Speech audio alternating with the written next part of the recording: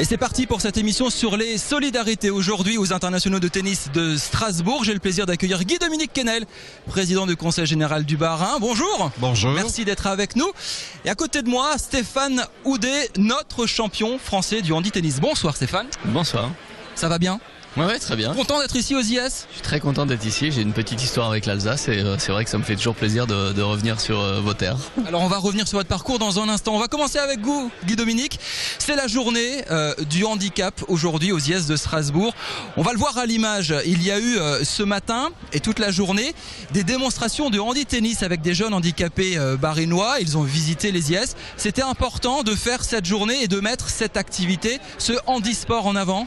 Oui, absolument. Le Conseil général a sa raison d'être dans les missions de solidarité et je crois qu'aujourd'hui, grâce à Stéphane qui nous fait vraiment un immense plaisir d'être présent parce que je ne sais pas si les gens savent vraiment que nous avons le numéro 2 mondial avec nous aujourd'hui. Justement, on va le présenter, c'est ça qui est très colossal.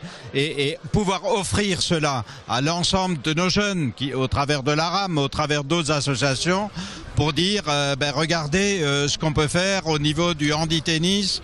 C'est magnifique, c'est remarquable, des messages positifs, des messages d'espoir, des messages concrets également.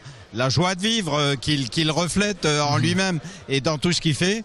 Et pour moi, offrir cela à l'ensemble de nos personnes handicapées du département du Bas-Rhin, c'est un réel plaisir pour le Conseil général. Et je voudrais remercier aussi les internationaux de tennis d'accepter cela, parce que c'est pas évident. On le retrouve pas sur les grands tournois, vraiment une journée dédiée à l'handicap.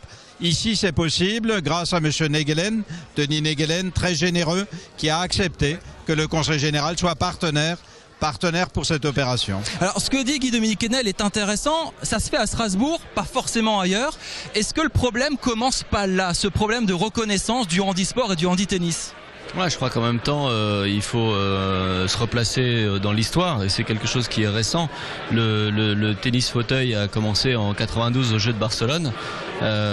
Aujourd'hui, on a un événement qui est entièrement dédié aux internationaux de Strasbourg.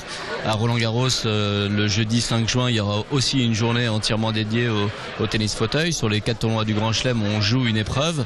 De plus en plus d'initiatives dans le monde entier sont quand même dédiées. Mais ça prend du temps, beaucoup de temps.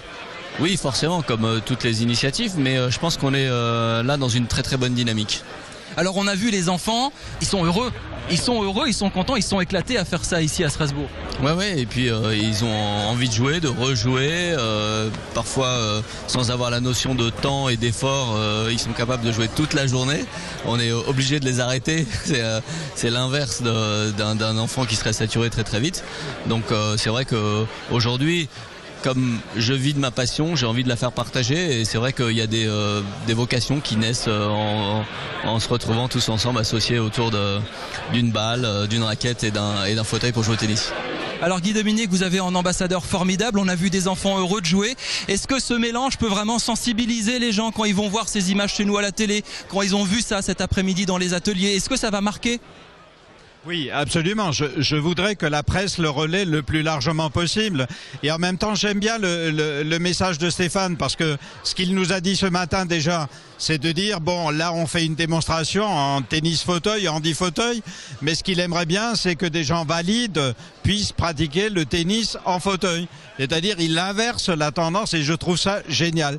De dire, finalement, ce qu'il a envie de promouvoir, c'est que demain, vous, Tanguy, moi, nous nous mettions dans un fauteuil et nous jouions contre lui. Enfin, pas contre lui, il est trop fort. On va perdre. Mais voilà. Il faudra qu'on se mette tous les deux contre lui. On joue l'un contre l'autre, mais voilà, ça ira mieux. En tous les cas, pas jouer contre lui, mais simplement de dire, renversons la tendance et disons tout simplement, donnons de l'espoir et dire que l'handicap, finalement, n'est pas si handicapant que ça lorsque, finalement, c'est pratiqué différemment.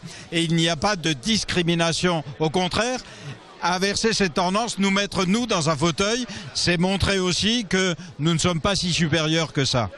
Alors Stéphane, vous l'avez dit tout à l'heure, il est numéro 2 mondial. Alors Stéphane, est-ce que vous en avez pas marre d'entendre tout le temps que le dernier Français à avoir remporté Roland-Garros, c'est Yannick Noah? On est d'accord, hein, Guy-Dominique, hein.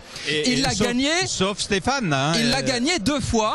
Et c'était pas en 1912. Pourquoi c'est toujours Yannick Noah, le dernier vainqueur de Roland-Garros, et pas Stéphane Houdet?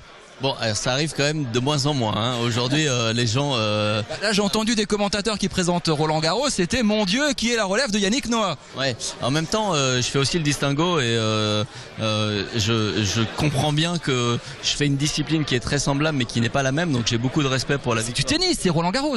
Oui, mais Yannick a gagné en 83 l'épreuve des internationaux de France de tennis et j'ai gagné les épreuves de 2012 et de 2013 de tennis fauteuil. Donc je comprends aussi qu'on fasse la différence. C'est presque la même chose, mais c'est pas la même chose.